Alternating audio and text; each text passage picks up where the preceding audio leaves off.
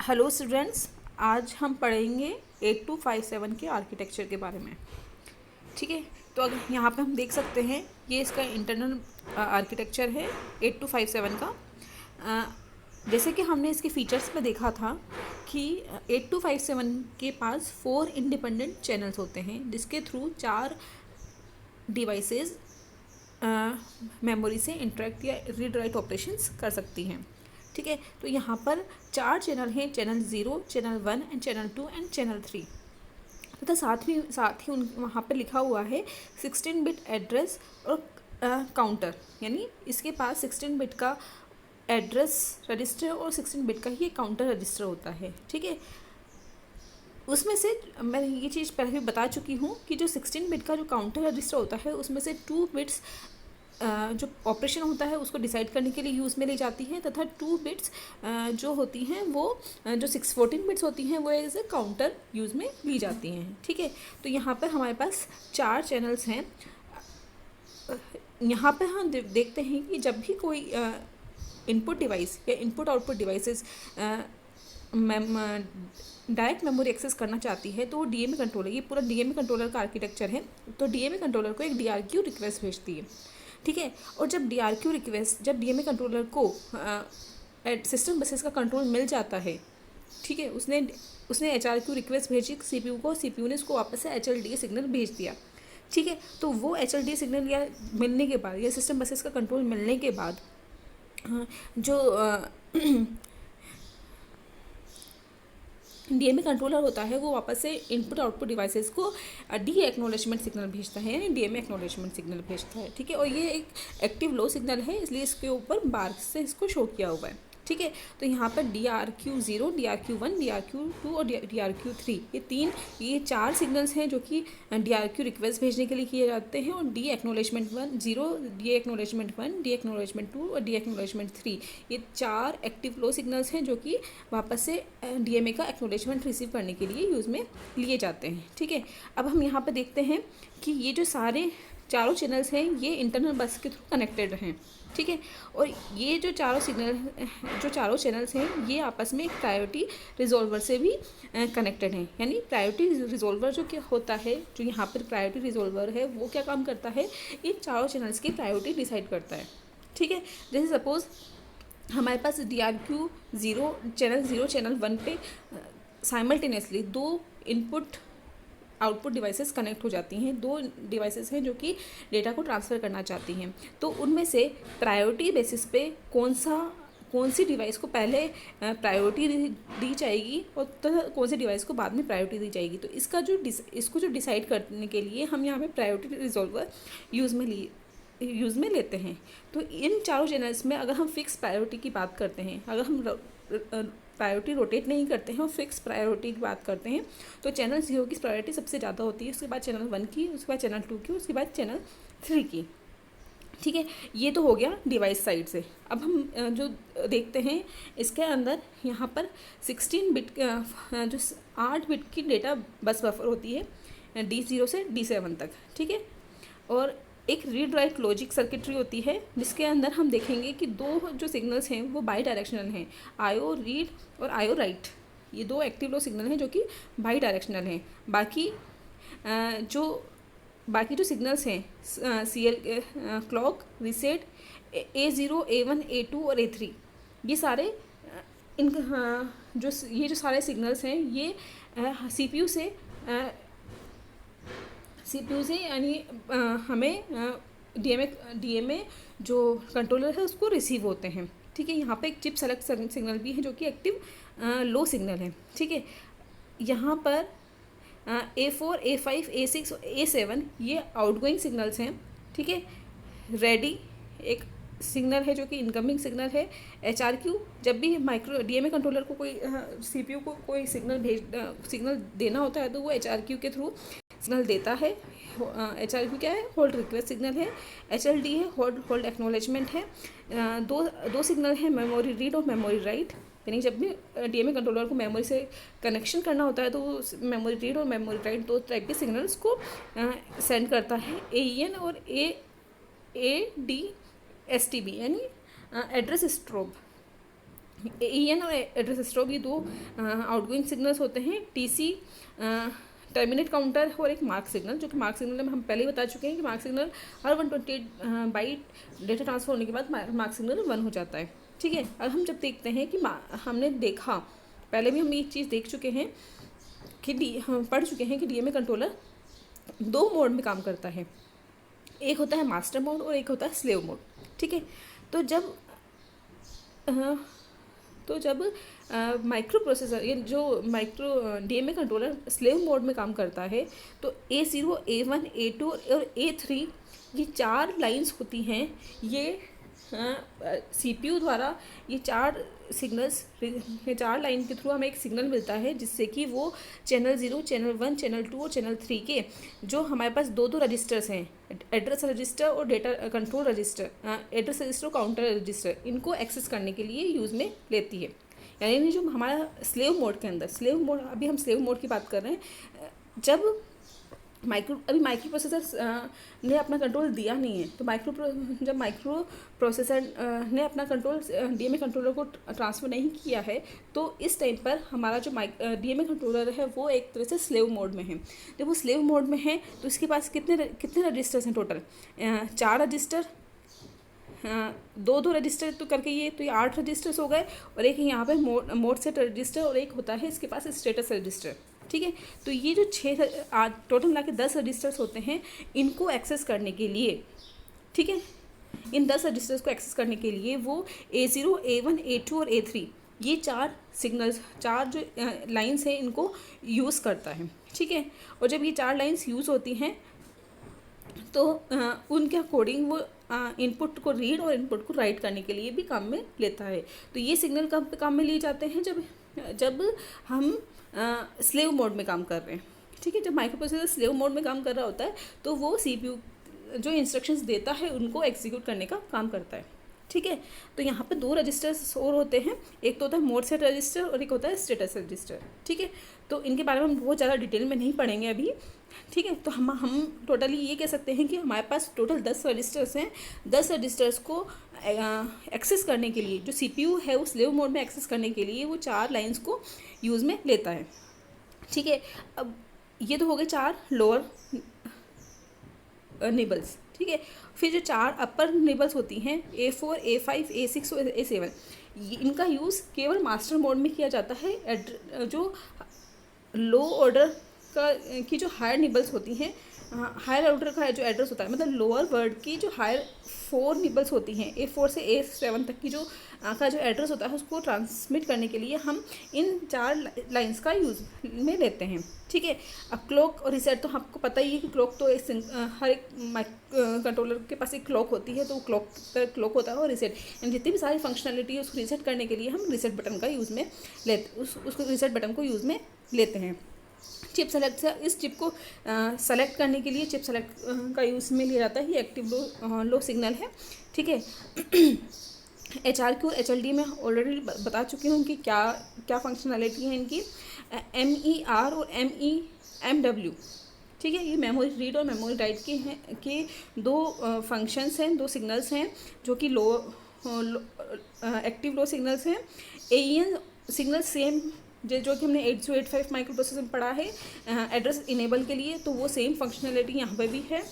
Address stop, हाँ ठीक है, ये जो सिग्नल्स हैं ये AEN सिग्नल की तरह ही काम करता है, लेकिन ये जब AEN सिग्नल एक्टिव होता है तो ये सिग्नल डीएक्टिव हो जाता है जब मतलब ये इसके कॉन्ट्ररी काम करता है।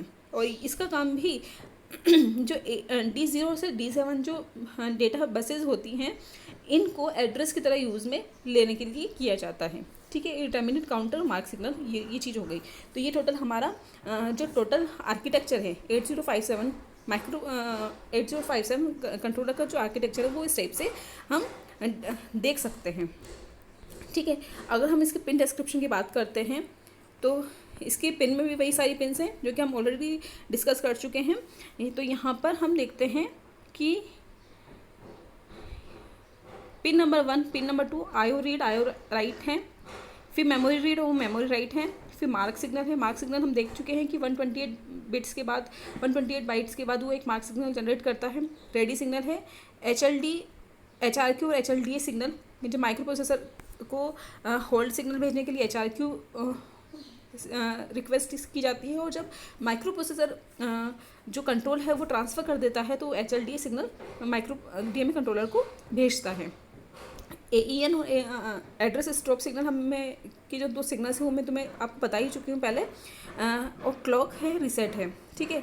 अब हमारे पास 4 चैनल है तो 4 ही हमारे पास DRQ रिक्वेस्ट होंगी और 4 ही हमारे पास एक्नॉलेजमेंट सिग्नल्स होंगे। तो DRQ 0, DRQ 1, DRQ 2 और DRQ 3, ये 4 तो हमारे पास DMA के रिक्वेस्ट सिग्नल्स हैं और 4 ही हमारे पास DMA के एक्नॉलेजमेंट सिग्नल्स हैं। एक ग्राउंड पिन है, हमारे पास 8 बिट की, ठीक है, डेटा बस होती है, ठीक है। तो D0 से लेकर D7 तक हमारे पास 8 बिट की डेटा बस हो गई। तो इसके बीच में हमारे पास 24 और 25 नंबर की जो पिन है वो डी एक्नॉलेजमेंट 0 और डी एक्नॉलेजमेंट 1 के लिए यूज़ में ली जाती है। अब हमारे पास जैसे हम 8085 में मल्टीप्लेक्स बसेस यूज़ में लेते हैं, तो इसमें भी क्या 16 बिट एड्रेस बस होती है, जिसमें से A0 से लेकर A7 तक की तो बसेस हैं, जिसमें से 4 बसेस तो बाई डायरेक्शनल होती हैं, चार जो पिंस होते हैं वो बाई डायरेक्शनल होते हैं, बाकी सब आउटगोइंग ये बाकी बचे जो 4 हैं वो केवल आउटगोइंग पिंस होती हैं, ठीक है। और जो डेटा बसेस होती हैं वो भी बाई डायरेक्शनल पिंस होती हैं, यानी उससे डेटा लिया भी जा सकता है और डेटा ट्रांसमिट भी किया जा सकता है, ठीक है। तो इसमें क्या होता है जो मल्टीप्लेक्स बसेस होती हैं, ये जो D0 से लेकर D7 तक की जो डेटा बसेस होती हैं, ये हायर ऑर्डर एड्रेस के लिए यूज़ में ली जाती है, ठीक है। तो इसमें थोड़ा सा ध्यान रखने वाली बात ये है कि जनरली जो मल्टीप्लेक्स होती हैं वो लो ऑर्डर बसेस होती हैं, ठीक है। इसमें हायर ऑर्डर बसेस मल्टीप्लेक्स होती हैं, यानी जो हायर ऑर्डर एड्रेस बसें यानी A2 लेकर A15 तक की जो बसेस हैं वो D0 से लेकर D7 तक इन बसेस के साथ में मल्टीप्लेक्सड होती हैं, ठीक है।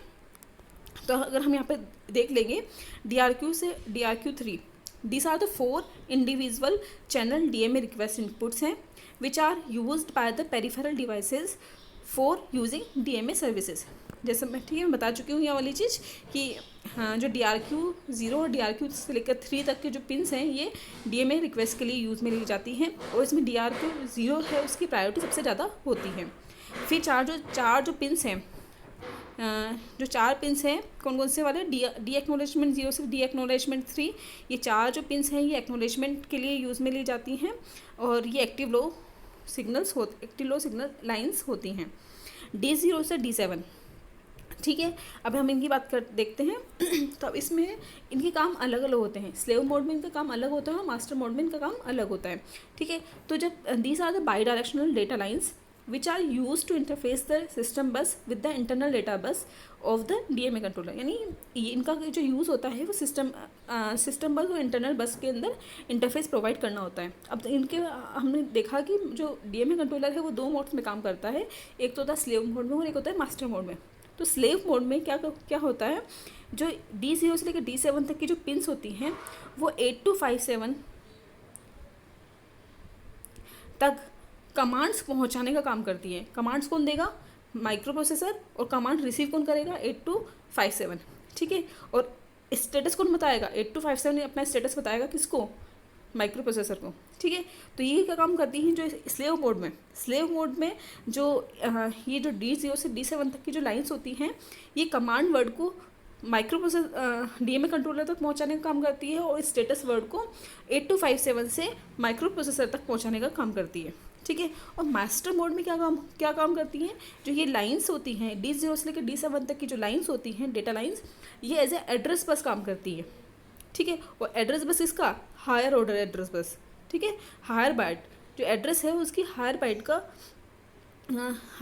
को ले जाने के लिए, मतलब हायर बाइट को ले जाने के लिए काम में ली जाती है, ठीक है। और जैसे ही हम AEN सिग्नल यूज़ में लेते हैं 8085 में इसको इनेबल करने के लिए, तो यहाँ पे एड्रेस स्टॉप सिग्नल को यूज़ में लेते हैं, ठीक है।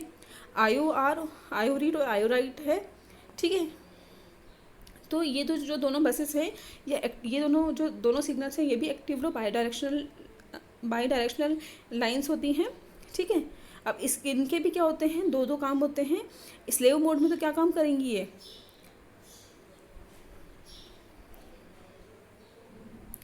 स्लेव मोड में ये जो CPU है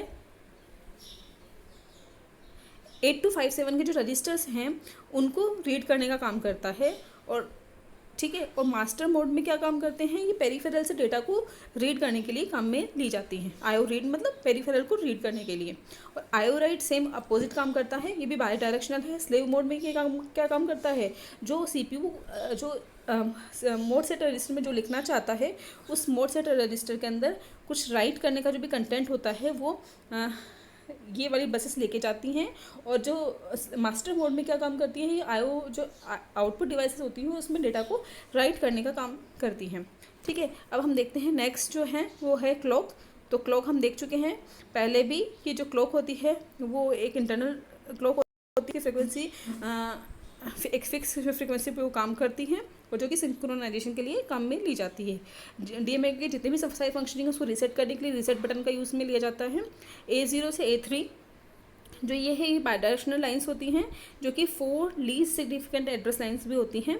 स्लेव मोड में ही काम करती हैं, जो कि मैं आप लोगों को बता चुकी हूँ कि जो डीएमए कंट्रोलर होता है उसके पास 10 रजिस्टर्स होते हैं। उन 10 रजिस्टर्स को सेलेक्ट करने के लिए ये जो क्या बोलते हैं, ये जो 4 लाइन्स है वो यूज़ में ली जाती है स्लेव मोड में। और मास्टर मोड में क्या काम करती हैं, मास्टर मोड में ये लोअर सबसे जो लो ऑर्डर की जो निबल्स होती हैं, एड्रेस निबल्स होती हैं, मतलब निबल कितनी हो गई, एक 16 बिट का अगर एड्रेस है तो 4 निबल्स हो गई, तो जो सबसे लोअर निबल होती है उसको कैरी करने के लिए यूज़ में ली जाती है। चिप सेलेक्ट ये एक्टिव लो सिग्नल है जो कि चिप को सेलेक्ट करने के लिए यूज़ में लिया जाता है।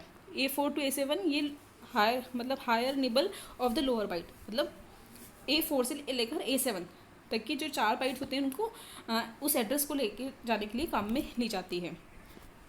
फिर उसके बाद है रेडी सिग्नल, ये एक्टिव हाई सिग्नल है जो कि जब भी कोई डिवाइसेस स्लो डिवाइसेस और हाई डिवाइसेस आपस में कनेक्टेड होती हैं तो उनके बीच में स्पीड के अंदर थोड़ा सा डिफरेंस आ जाता है। तो उस डिफरेंस की वजह से ये सिग्नल हमेशा एक्टिव होता है जब भी माइक्रो प्रोसेसर या डीएमए कंट्रोलर डेटा को रिसीव करने के लिए रेडी हो जाता है। ठीक है, HRQ जो होल्ड रिक्वेस्ट सिग्नल है ये डीएमए कंट्रोलर सीपीयू को भेजता है होल्ड के लिए रिक्वेस्ट करने के लिए। ठीक है, और होल्ड एक्नॉलेजमेंट जब भी होल्ड मिल जाता है माइक्रो प्रोसेसर अपनी बसेस को होल्ड करके कंट्रोल किसको ट्रांसफ़र कर देता है, डीएमए कंट्रोलर को, तो होल्ड एक्नॉलेजमेंट सिग्नल एक्टिव हो जाता है। मेमोरी रीड और मेमोरी राइट, मास्टर मोड में जब भी मेमोरी को रीड करने के लिए MEMR सिग्नल यूज़ में लिया जाता है और मेमोरी को राइट करने के लिए मेमोरी में कुछ राइट करने के लिए MEMW सिग्नल यूज़ में लिया जाता है। एड्रेस स्ट्रोप, इस सिग्नल का यूज़ हायर जो बाइट्स होती है मेमोरी एड्रेस की वो जनरेट करने के लिए यूज़ में लिया जाता है। AEN सिग्नल वापस एड्रेस बस और डेटा बस को इनेबल डिसेबल करने के लिए यूज़ में लिया जाता है। ये है TC है टर्मिनेट काउंटर, टर्मिनल काउंटर या terminate counter. Mark signal 128 cycle के बाद में एक मार्क सिग्नल जनरेट होता है। PCC आपका पावर सिग्नल है। तो ये मिला के टोटल हमारा पिन डिस्क्रिप्शन हो गया 8257 माइक्रो कंट्रोलर का। तो इसको थोड़ा ध्यान से पढ़िएगा, थोड़ा सा एक समझने वाली चीज़ है। इसको समझ के जब आप इसका इंटरनल आर्किटेक्चर समझ लेंगे, उसको पिन डायग्राम समझ लेंगे तो आपको इसको एग्ज़ाम में लिखने में और एग्ज़ाम में इसके बारे में कुछ भी चीज़ आ जाए तो उसको डिस्क्राइब करने में आप लोगों को कोई दिक्कत नहीं होगी। ठीक है, तो ये हमारा एक पूरा टॉपिक कंप्लीट होता है 8257 माइक्रो कंट्रोलर। ये इसका इंटरनल डायग्राम है, इसको थोड़ा ध्यान से देखिए और इसको थोड़ा सा कॉपी में बनाकर प्रैक्टिस करने की कोशिश बनाने की प्रैक्टिस कीजिए। Thank you.